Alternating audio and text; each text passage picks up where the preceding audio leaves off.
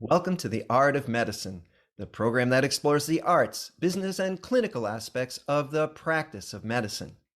I'm Dr. Andrew Wilner, and my guest today is Dr. Karina Marshall-Goebel. Welcome, Karina. Hi, thank you for having me. So this is a new interview with you, but it's a follow-up on a topic that's of interest to me, which is space medicine. And I've had some other experts on this show to talk about the safety and health consequences of traveling in space. And outer space appears to be getting closer and closer. Today is August 16th, and we're just on the heels of two recent, right, short but far trips into Absolutely. space by just regular old wealthy but normal citizens, not astronauts. And something that we don't talk about too much is, well, how safe is it to travel in space? I mean, everybody thinks, well, the rocket could blow up, and unfortunately that has happened, and that's always a concern. And you're going to be floating around. That seems inconvenient. A lot of people have heard, well, if you're in space for a long time, your muscles kind of atrophy because but there's a lot more to it than that, right? So Absolutely. tell me a little bit about your background and what's your angle on the health aspects of long duration space travel. So I have a master's in space studies and a PhD in physiology.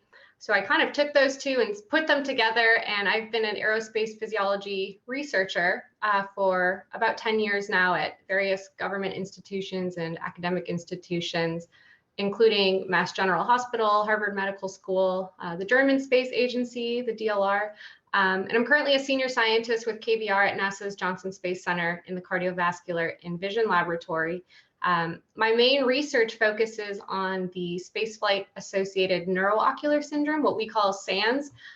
So really looking at some of the ocular and brain structural changes that we see during spaceflight, and also developing countermeasures and different technologies to try to prevent some of these physiological changes. So tell us briefly, what is SANS? So SANS, the spaceflight-associated neuro-ocular syndrome, it affects about 2/3 of astronauts during long duration missions. So about the standard 4 to 6 month mission to the International Space Station. It's currently diagnosed if you meet one of 4 criteria, which are the presence of choroidal or retinal folds, a refractive error shift, 0.75 diopters or higher, optic disc edema, or globe flattening. And optic disc edema is by far our most prevalent finding, and also quite concerning. And it's really the main finding that led us to discover SANS in the first place. And SANS is still relatively new. It was really, the first publication that came out was about 10 years ago. But what I find so interesting is even within the last 10 years, we have found a variety of new health challenges and changes that occur in the human body. So I think it goes to show that we're really at the tip of the iceberg, and we really have so much still to learn about the human body and how it adapts to spaceflight. So some of those changes, for example, are we've seen a lot of brain structural changes. And we also discovered the first thrombosis or blood clot, venous thrombosis during spaceflight. So both of those, I think, show that, we don't know everything about how the human body adapts to spaceflight, but we're doing our best to learn about it now so that we can make sure that we are prepared when we finally go to Mars. When I first encountered SANS, I was reading a paper, and I think the tip-off was, astronauts by their nature are incredibly healthy, right? I mean, you don't get to be an astronaut if you have a lot of chronic illness. I mean, these people are as healthy as human beings get. And a lot of them are like between 35 and 45 years old. They're not young test pilots anymore, like 20 years old. A lot of them are, mature human beings.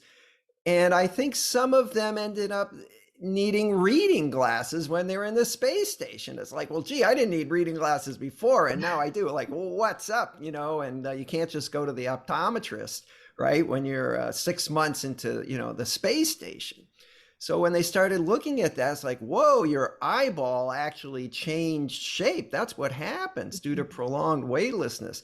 And, that doesn't really sound like a good thing. And you mentioned brain changes. Our brains have evolved over millions, if not billions of years, right, to do what they do in a gravity scenario, right? I mean, we all grow up with gravity. You pick something up and you drop it, it falls every single time. We all agree on that, and the body has responded to that.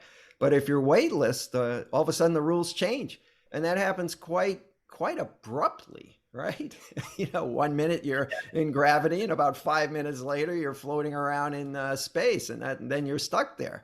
So I think, as you point out, there's a lot of depth to this as to how it may affect human physiology. Well, tell me a little bit about countermeasures. That sounds pretty interesting. So we can see these things are happening. We're going to go to Mars anyway, right? Because we're a stubborn kind of, we're propelled, we're going to explore the universe, and we hope that we can do it more safely. So what can we do to mitigate these dangers? Exactly. I agree. I think it's in our DNA to explore. When you look at human history, humans have always pushed the boundaries to explore. So I don't think there will be much to stop us.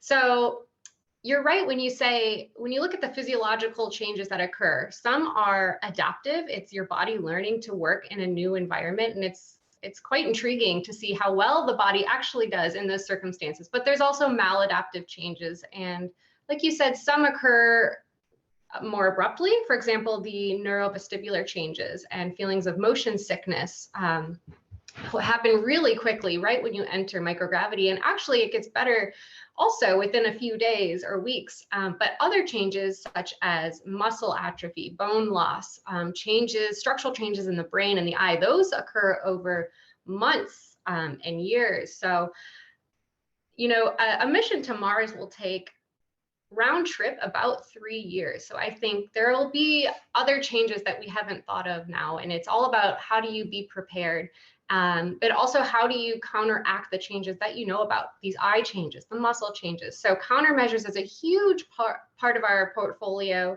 that we do, because even if we don't fully understand the mechanisms that underlie the neuro-ocular changes, for example, we still are trying to develop countermeasures to prevent them, because we're an operational organization here at NASA.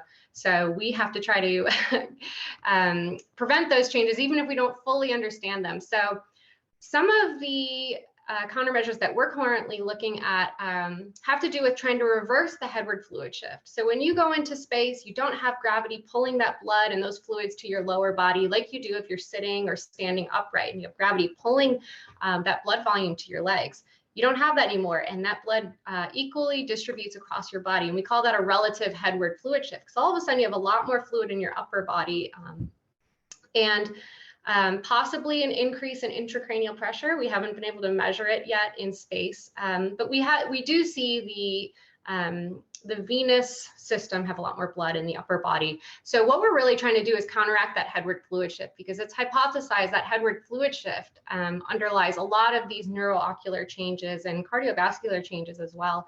So we're looking at, for example, lower body negative pressure, which is a device. The funny name for them is vacuum pants. So you put them on your lower body and you basically connect it to a vacuum, and you decrease the pressure in these pants. They're hard. And what it will do is it will bring that blood back to your lower body and away from your head and from your upper body. You can't turn it on too high because you would risk syncope, for example. So that is one device that we're actively investigating. Another one, much simpler, are thigh cuffs, which are basically similar to a blood pressure cuff. You put them on your upper thighs, you inflate them, and you try to keep that venous blood volume down in your lower limbs.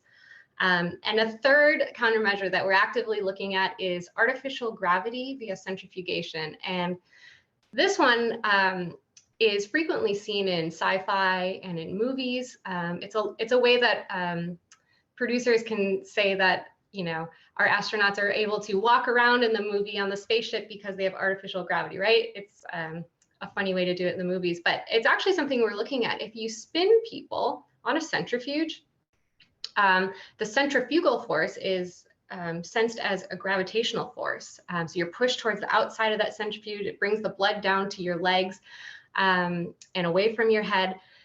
The problem is it's very complex, technically complex, and to put something like that on a spacecraft, it'll take a lot of engineering work because you can't have something that's going to vibrate the ship at all. So these are all different countermeasures that we're looking at. A lot of them seem like sci-fi, but we're actually working on them. Well, that's great. If to illustrate what we're talking about, if you go look at NASA videos, the astronauts are floating around on the space station. Hi, mom.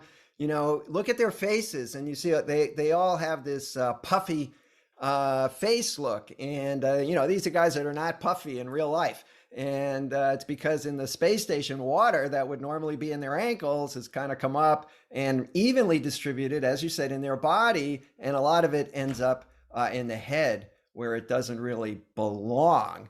I love your idea of the negative pressure. I think jet pilots use something opposite, right? Don't they use something to increase the pressure in their legs so that when they're zooming around and there's experiencing G-forces, so that the blood still gets to the head, right, where they want it to go, so they don't black out. And this is kind of you turn the dial the other way.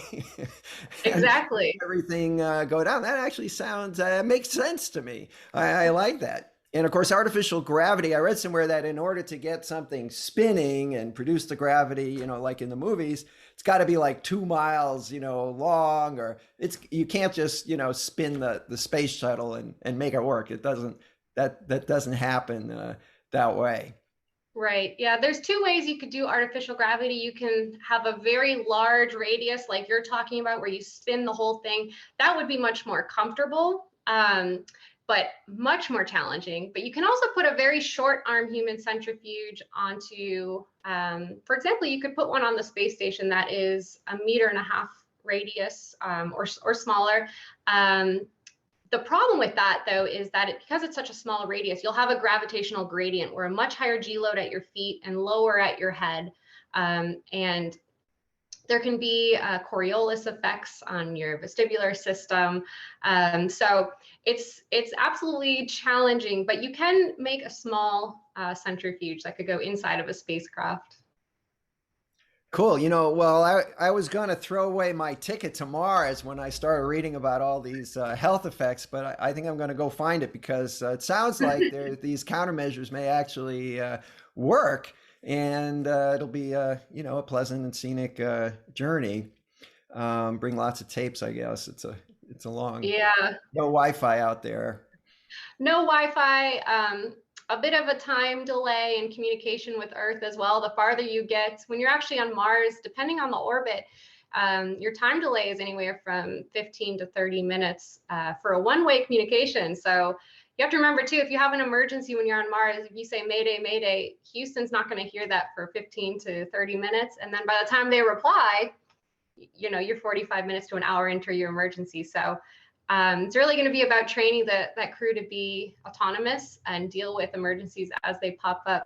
Right now on the space station, it's essentially real-time communication. So we can remote guide them into doing these ocular examinations on themselves, doing an ultrasound on themselves, which is fantastic for science because we can essentially be there in real time and help them with these measurements. But that won't be the case on Mars. It'll be a bit more challenging. Yeah, I was very impressed. I had the privilege of visiting Mission Control, and one of NASA's physicians, William Tarver, took me in the back room, and he showed me that they communicate, every second with the astronauts. Somebody gets a headache up there, NASA knows about it, right away and deals with it. But on a trip to Mars, I guess you're really going to be pretty much on your own. You're going to have to be self-sufficient. Yep, it'll be a whole new beast. Well, Karina, this has been a great discussion. I want to thank you for bringing us up to date on what's happening with space health, and I expect more updates as the launch to Mars gets closer. Do we have a date? Does NASA have sort of a penciled in date when that's going to happen, or is it still just kind of, well, soon? Well, I would say it's There's not a date in the future. Right now, we're focusing on going back to the moon, which will be our primary test bed to test these capabilities that we want to bring to Mars. Of course, it's much better to test new capabilities when you're relatively close to Earth versus testing something for the first time 140 million miles away. So right now, we're focusing on going back to the moon, and I look forward to going to Mars after that. Fantastic. Well, I hope we can talk again soon. Thanks very much for joining me on The Art of Medicine. It's been a pleasure. Thank you.